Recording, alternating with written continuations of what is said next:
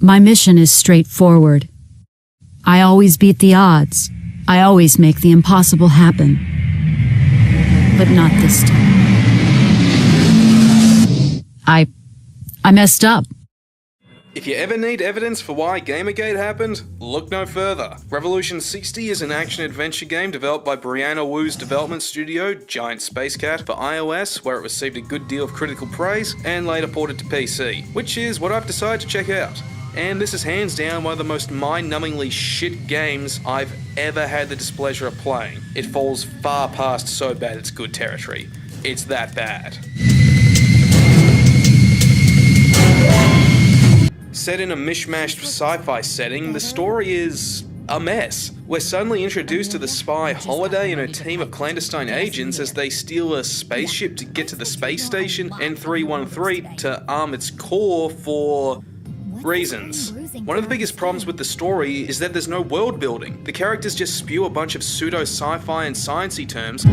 All chessboard operatives have their blood augmented with nanomachines. And go from one set piece to the next. We have no clear idea on who these people are, what chessboard or fifth column really are, or even what our goal clearly is.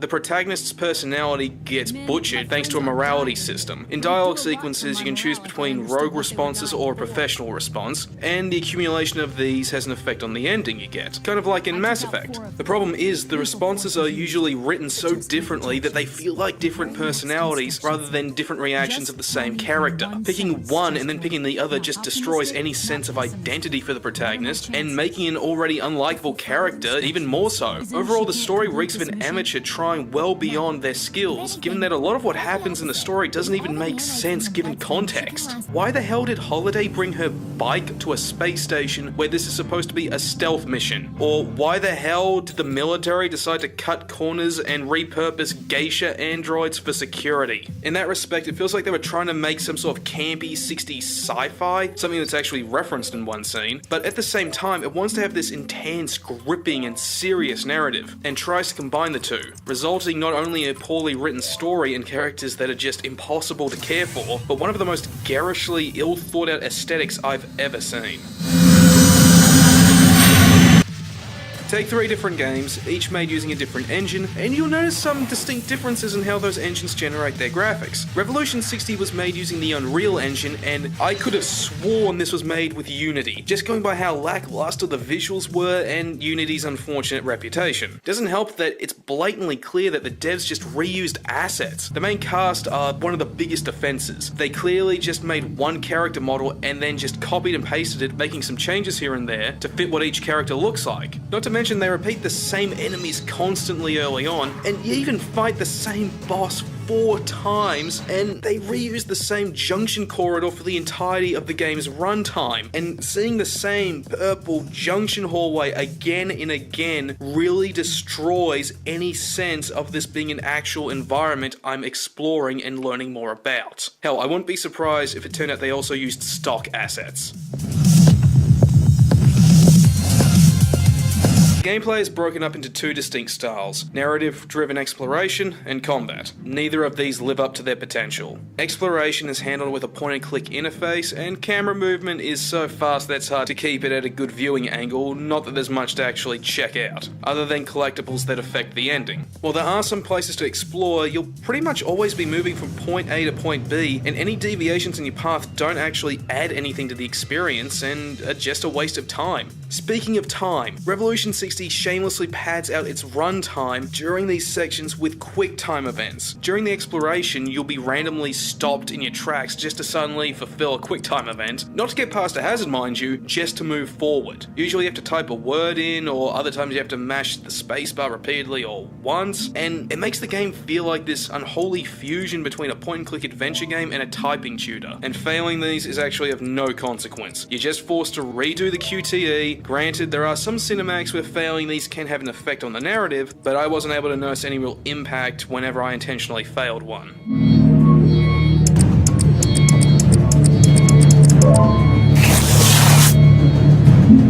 Combat Combat's the one thing in this game that could have been good if any real effort had been put into it. It's set up as this grid-based, real-time, turn-based hybrid system that actually shows a lot of potential, but was clearly half-assed as much as everything else. The enemy AI is one of the most retarded I've ever seen in my entire 20 years of playing games. Hell, Alpha Protocol's AI is better than this. How it's supposed to work is that you're supposed to study the enemy's movement patterns and learn their special attacks. Plan your movements accordingly so you can dodge their attacks and hit them with yours. But the enemy AI is almost entirely random. One minute they're following a pattern and the next they're just doing whatever. In every fight, there were constant instances of enemies standing in place and throwing their attacks from positions that were clearly going to miss, or I'd be standing in place and they'd just ignore me and walk to a random spot. The only time combat came close to reaching its potential was during the last two boss fights. They had more unique attacks than the other enemies, and there were times where they used abilities that actually added additional fake enemies to the fights, but these are still held back by the AI's bad case of retardation and a QTE that's required to actually win the final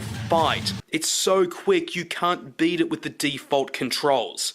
I'm not joking. To beat the game, you have to switch from the keyboard control scheme to the mouse control scheme, which simulates the original iOS touch controls. All because one QTE wasn't properly balanced.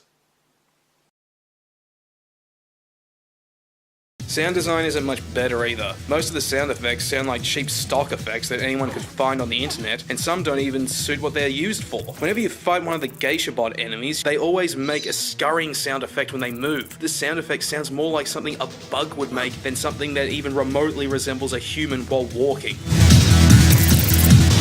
The soundtrack, on the other hand, is a chaotic mess of different styles and genres that just don't blend together and ultimately take away from the experience. Believe it or not, there was actually another game that had the same issue, Obscure, a horror game, but with that game, it actually worked at times. With its story of high school students trapped in a familiar environment that's become a place of fear and suffering, its mixed soundtrack would at times accurately convey the unusual chaos spiraling around the main characters. Here though, it just feels like they grabbed whatever songs they made or off the internet and just slapped them together and just called it a day and said, "There's our soundtrack!" A real nauseous highlight is the song that plays during the credits. It's clearly trying to be the next Still Alive, and it's not even funny.